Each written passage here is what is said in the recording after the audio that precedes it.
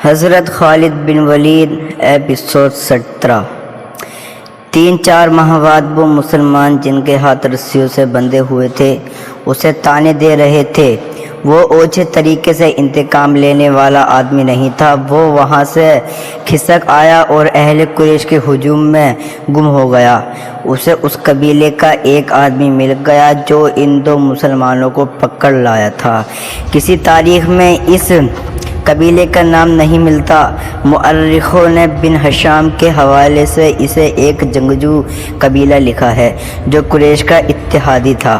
خالد نے اس جنگجو قبیلے کے اس آدمی سے پوچھا کہ ان مسلمانوں کو کس طرح پکڑا گیا ہے۔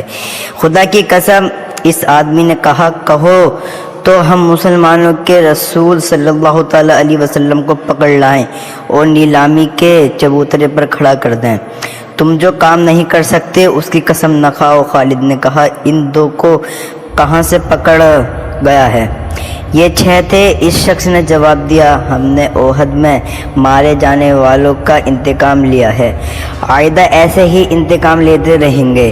ہمارے قبیلے کے کچھ آدمی مدینہ محمد صلی اللہ تعالیٰ علیہ وسلم کے پاس گئے اور کہا کہ وہ اسلام قبول کرنے آئے ہیں۔ انہوں نے یہ بھی کہا کہ ان کا پورا قبیلہ اسلام قبول کرنے کا ارادہ کر چکا ہے، لیکن پورا قبیلہ مدینہ نہیں آ سکتا۔ ہمارے ان آدمیوں نے محمد صلی اللہ تعالیٰ علیہ وسلم سے کہا کہ ان کے ساتھ چند ایک مسلمانوں کو ان کے قبیلے میں بھیجا جائے جو پورے قبیلے کو مسلمان کرے اور پھر قبیلے کو مذہبی تعلیم دینے کے لیے کچھ عرصے وہیں رہے۔ ہمارے یہ آدمی جب واپس آئے تو ان کے ساتھ 6 مسلمان تھے۔ ادھر ہمارے سردار شارجہ بن مغیظ نے 100 آدمیوں کو رضی کے مقام پر بھیج دیا۔ جب یہ 6 مسلمان رضی پہنچے تو ہمارے 100 آدمیوں نے انہیں گھیر لیا۔ تم سن کر حیران ہوگے کہ یہ 6 مسلمان تلواریں نکال کر 100 آدمیوں کے مقابلے پر آ گئے۔ ہم نے 3 کو مار ڈالا اور 3 کو پکڑ لیا، ان کے ہاتھ رسیوں سے باندھ دیے۔ شارجہ بن مغیظ نے حکم دیا تھا، وہ مدینے سے کچھ مسلمان تمہارے دھوکے میں آ کر تمہارے ساتھ آ گئے تو ان میں سے 2-3 کو مکہ لے جانا اور انتقام لینے والوں کے ہاتھ فروخت کر دینا۔ ہم 3 کو ادھر لا رہے تھے، راستے میں ان میں سے ایک نے رسیوں میں ہاتھ نکال لیے مگر وہ بھاگا نہیں۔ وہ اتنا پھرتیلا تھا، اس نے ہمارے ایک آدمی کی نیام سے تلوار نکال لی کیونکہ ہم نے اسے نہتھا رکھا تھا۔ اس نے بڑی تیزی سے ہمارے 2 آدمیوں کو مار ڈالا۔ اکیلا آدمی اتنے سارے آدمیوں کا مقابلہ کب تک کرتا؟ وہ مارا گیا اور ہم نے اس کے جسم کا کیما کر دیا۔ یہ 2 رہ گئے، ہم نے ان کے ہاتھ اور زیادہ مضبوطی سے باندھ دیے اور یہاں لے آئے۔ اور تم خوش ہو؟ خالد نے اسے تنزیہ کہا، محمد صلی اللہ تعالیٰ علیہ وسلم کیا کہے گا؟ اہل قریش اور ان کے دوست قبیلے اتنے بزدل ہو گئے ہیں کہ اب دھوکے دینے اور 6 آدمیوں کو 100 سے مروانے پر اتر آئے ہیں۔ کیا تم نے مجھے یہ بات سناتے شرم محسوس کی نہیں؟ کیا ان 100 آدمیوں نے اپنی ماؤں کو شرمسار نہیں کیا جن کا انہوں نے دودھ پیا ہے؟ تم نے پیدائے جنگ میں مسلمانوں کا کیا بگاڑ لیا تھا؟ ولید کے بیٹے اس آدمی نے کہا، کیا تم محمد صلی اللہ تعالیٰ علیہ وسلم کی طاقت کا مقابلہ کر سکتے ہو؟ بدر میں 1000 قریش 313 سے مار کھا گئے تھے۔ احد کی لڑائی میں محمد صلی اللہ تعالیٰ علیہ وسلم کے پیروکار کتنی تعداد میں تھے؟ 700 سے کم ہوں گے، زیادہ نہیں تھے۔ قریش کتنے تھے؟ ہزاروں۔ سن، خالد بن ولید، محمد صلی اللہ تعالیٰ علیہ وسلم کے ہاتھ میں جادو ہے، جہاں جادو چلتا ہے وہاں تلوار نہیں چل سکتی۔ پھر تمہاری تلوار کس طرح چلی ہے؟ خالد نے پوچھا، اگر محمد صلی اللہ تعالیٰ علیہ وسلم کے ہاتھ میں جادو ہے تو وہ تمہارے سردار شارجہ بن مغیظ کے دھوکے میں کس طرح آ گیا؟ اس کے 4 آدمیوں کو کس طرح مار ڈالا؟ ان دونوں کو محمد صلی اللہ تعالیٰ علیہ وسلم کا جادو آزاد کیوں نہیں کرا لیتا؟ تم جس چیز کا مقابلہ کرنے کی ضرورت نہیں رکھتے اسے جادو کہہ دیتے ہو۔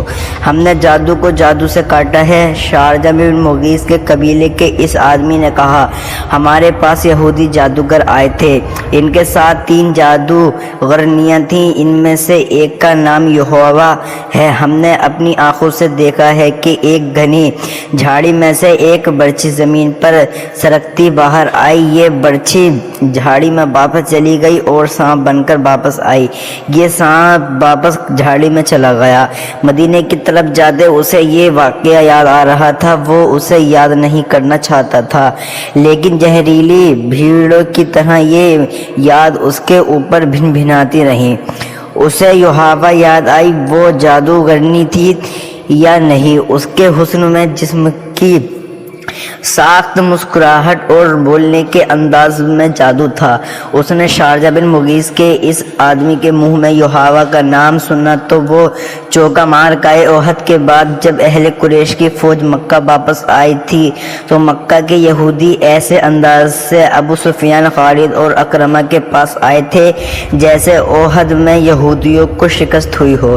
یہودیوں کے سرداروں نے ابو سفیان سے کہا تھا کہ مسلمانوں کو شکست نہیں ہوئی اور لڑائی ہار جیت کے بغیر ختم ہو گئی ہے، تو یہ قریش کی شکست ہے، یہ یہودیوں کی ناکامی ہے۔ یہودیوں نے اہل قریش کے ساتھ اس طرح ہمدردی کا اظہار کیا تھا جیسے وہ اہل قریش کی ناکامی پر غم سے مرے جا رہے ہوں۔